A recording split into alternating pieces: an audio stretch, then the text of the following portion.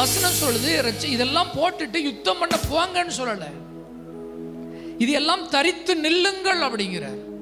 இதெல்லாம் தரித்துட்டு சொல்லுங்க நில்லுங்கள். யுத்தம் பண்றது நம்முடைய வேலை அல்ல, நம்முடைய வேலை இதெல்லாம் போட்டுட்டு நிற்கிறது. எல்லாரும் சொல்லுங்க, இதெல்லாம் போட்டுட்டு நிற்கிறது.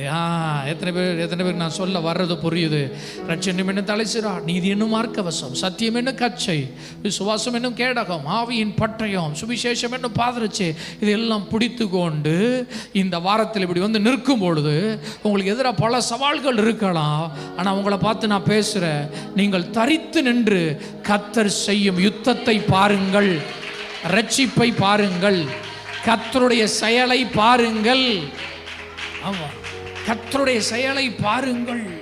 இஸ்ரவேல் ஜனங்களை பார்த்து கர்த்தர் சொன்னார், நீங்கள் நின்று கொண்டு, ஆமா நீங்கள் நின்று கொண்டு கர்த்தர் செய்யும் ரட்சிப்பை பாருங்கள்.